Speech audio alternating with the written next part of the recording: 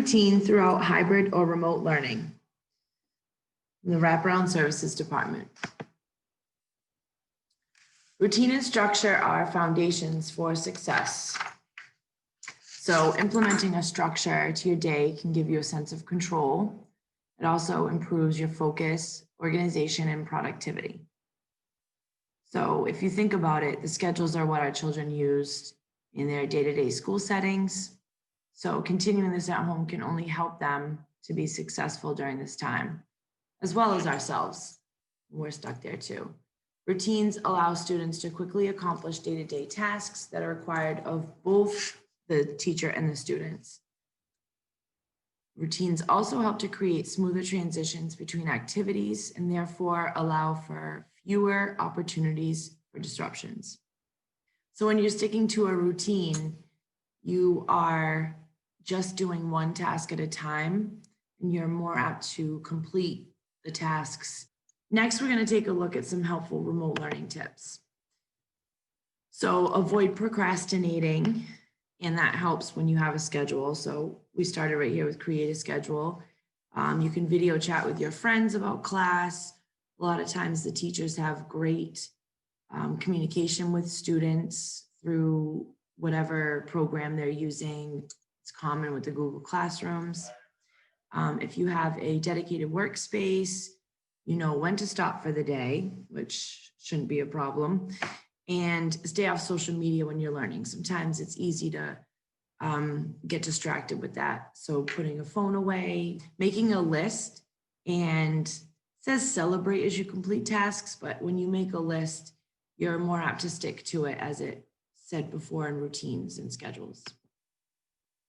Some other remote learning tips are, again, having a routine, having a great workspace, or having just one dedicated area, even if it's just at the kitchen table and there's a clean space or cleared off space to work. Having boundaries in place.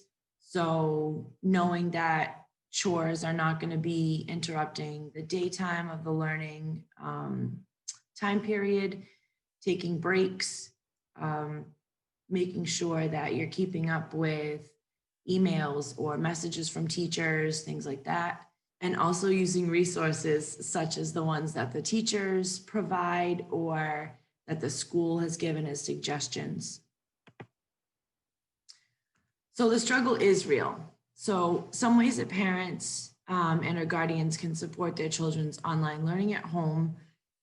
So there might be times when your child may struggle with one or all of the challenges listed below. Refusing to do the work, not staying on task, or not waking up on time. And these are just a few examples. This could be tons of different things that they might struggle with, but through looking at these suggestions at dealing with those challenges, you might find other reasons why you might not be wanting to do the work or something else that you're struggling with. So dealing with work refusal, some suggestions toward solving this problem is it's been best practice to get to the root of why the child's not wanting to do the work. So it could be something like the work is too hard for them, even after they've tried over and over again. Do they feel they can't do it without even trying? So they haven't even attempted it, but they feel like already they can't even do it. Are they uncomfortable or unfamiliar with the online program, teacher, or students? So if they're not familiar and the program is difficult and they haven't done it enough to be proficient and know what they're doing, sometimes that can be frustrating. If it's a new teacher or they don't know any other students, that might be an issue for them. And it could be something not even related to school or schoolwork. It could be, they're upset about, they didn't like their breakfast. It's certain things kids will be focused on and can't take their attention to focus on school or schoolwork if something's bothering them that they haven't been able to kind of talk out or resolve. So after you find the root of why, then you're gonna look to problem solve one step at a time. So you just make sure you involve your child in this process. And not only does it show them how important their education is to you, because you want to get them back on track to get be able to do their work, but it's going to reinforce positive attention. And that only strengthens relationships, obviously. So how to handle not staying on task. So it's very similar to work refusal, but you want to make sure you give constant positive reinforcement the entire way. That's with everything anyway. So you offer to help break up the work for them into small chunks. So offer frequent breaks, as we mentioned earlier, maybe tie in finishing up a task or just a couple parts of their assignment in front of them to get to their next break. So they're still getting some work completed and they feel they didn't leave things, hanging over them before they're taking a break. They can just do a couple more. You can say, hey, why don't you just finish that page or those last couple questions? Another way to handle not staying on task might be to just pay attention to your child as they're doing their work and each task and new assignment and encouraging them along the way. So just checking in with where they are at in their work might be a way to just help them stay on task too, because they know that you're in the loop and you're paying attention to what they're doing. Helpful phrases. I feel like this can never be done enough, and you can obviously put them in your own words with the own language common language you use in your house. I know you can do it. I know you can handle the math, giving them confidence in those phrases. You only have a few left, hang in there. You can give anecdotal notes of when you remember you were in school. I feel like you're connecting yourself to the child's situation, and that can help them kind of get through it too. I'm so proud of all your hard work.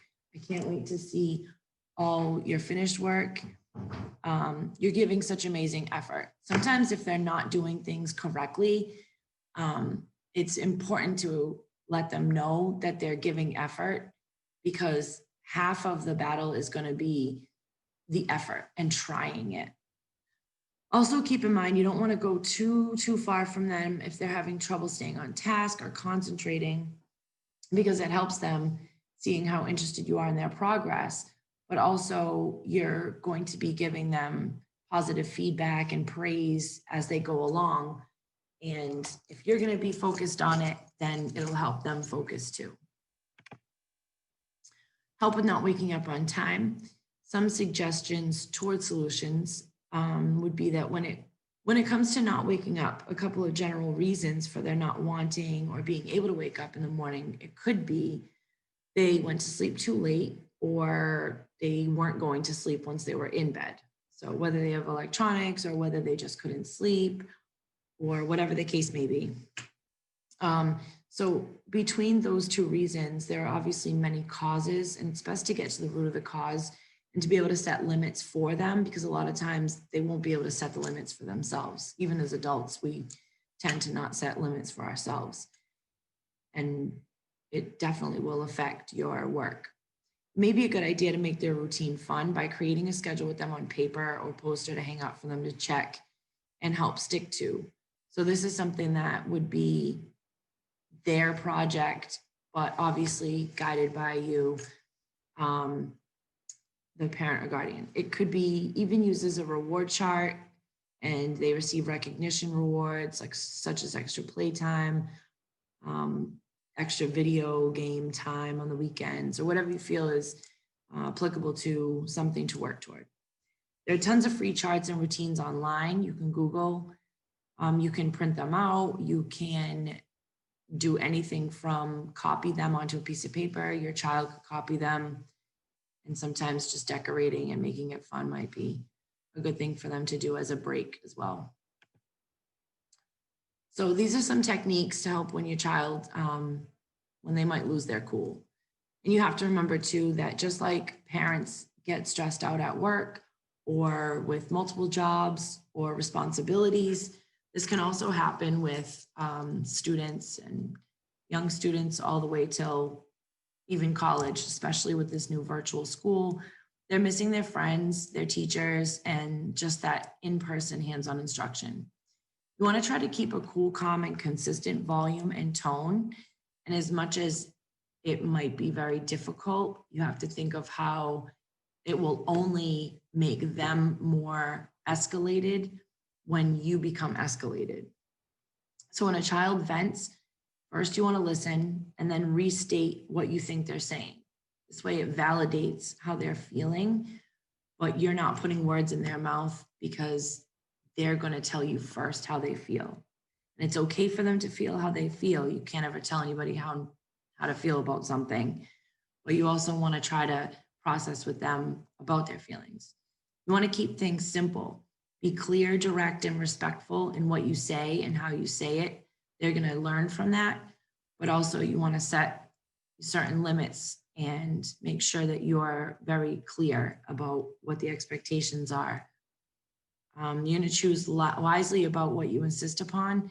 So be sure to follow through on everything you say you do, whether it's get them an ice cream for, processing well and coming through that tough situation, or whether it be they're punished from TV for 3 days. So sticking to any type of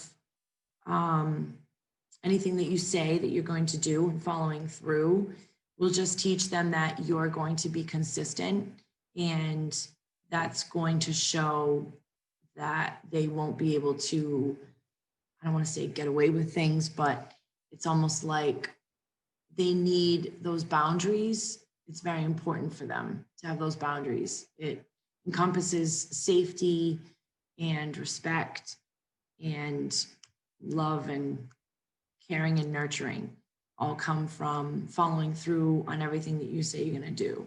And then they're going to trust you also. So when it's not only just a negative thing, and it could be a positive thing, they can look forward to that because they're going to have confidence and trust that you're going to do that. Resources for students and families. These are only 3 of many resources that are available online, or probably that your students, teachers, or staff are using at this time. But these are proven to be amazing resources. So Khan Academy, adults can even have an account on here, and they have everything from math starting in kindergarten all the way to SAT practice. Quizlet. Quizlet's great. You can master any subject. It's one success at a time, and it's for free, and it's making different quizzes and flashcards and all kinds of stuff on there. Brain Pop is short, fun, and engaging videos about a variety of skills. It's really fun. A lot of the younger kids will really enjoy Brain Pop, but you'd be surprised the adults might enjoy it as well. It's also very important to remember, and this is the biggest thing, your child's teachers are your best resource.